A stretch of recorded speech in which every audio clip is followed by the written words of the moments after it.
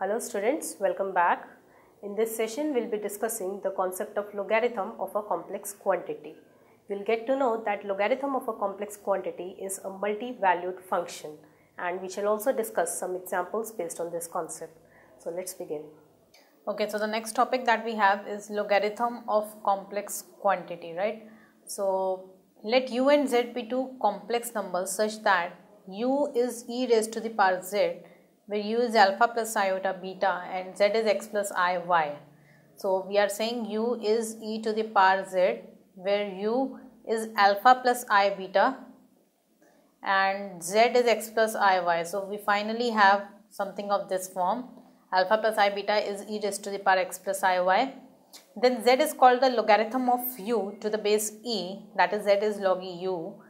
Logarithm of a complex quantity is a multi-valued function and is expressed as log u, right? So we can in fact find out, there is a procedure to find out this, solve out this, but you can directly learn this, that log of u is log of alpha plus iota beta, because u is alpha plus iota beta, and that is equal to half of log alpha square plus beta square plus iota tan inverse beta by alpha plus 2n pi I.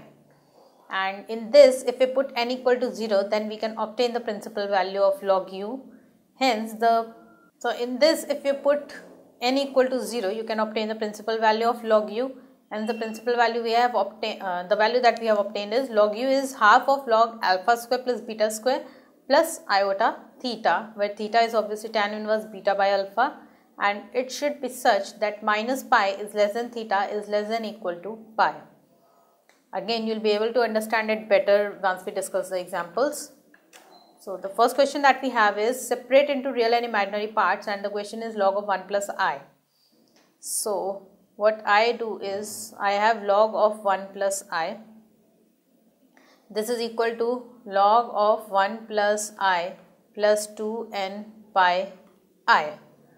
And now what I do is let 1 is r cos theta, 1 is r sin theta, right, since the number is 1 plus I. So therefore log of 1 plus I now becomes log of r cos theta plus iota r sin theta. So this is equal to, r can be taken as common, so I have log r cos theta plus iota sin theta, right? In fact, when you assume this from this step, you can find out the value of r, which would be 1 square plus 1 square under root, that's under root 2. And what about theta? Tan theta becomes 1, and therefore theta becomes pi by 4. So we have the value of theta as well as the value of r. So here we have log of root 2 cos of pi by 4 plus iota sine of pi by 4. So this becomes log of root 2 e raised to the power I pi by 4. I can write cos pi by 4 plus iota sine pi by 4 as e raised to the power I pi by 4. So this becomes log root 2 plus log e raised to the power I pi by 4, and therefore this can finally be written as 1 by 2 log 2 plus 1 by 4 I pi. So here log of 1 plus I is half log 2 plus 1 by 4 I pi plus 2n pi I, right? This is what I get as log 1 plus I, and this would be equal to half of log 2 plus I 2n pi. I am just taking it common, so I have 2n pi plus pi by 4. This is what I get as the value of log u. So see, the process is quite simple, so you can easily solve out such type of questions. The second example that we have is, if tan log x plus iy is a plus ib and a square plus b square is not equal to 1, then prove that tan log of x square plus y square is 2a divided by 1 minus a square minus b square. Just proceed from the given conditions and you will be able to solve out the question. We are given tan of log x plus iy is a plus ib. This is what is given to me, and this is log, right? Tan of log x plus iy is a plus ib. So therefore log of x plus iy is tan inverse a plus ib. This is my first equation. And log of x minus iy is tan inverse a minus ib. This is my second equation. Therefore log of x plus iy plus log of x minus iy is equal to tan inverse a plus ib plus tan inverse a minus ib. This is a simple calculation. We have found out log of x plus iy is tan inverse a plus ib. Just from the given condition itself we have derived this. Therefore corresponding to this we can have log of x minus iy would be equal to tan inverse a minus ib.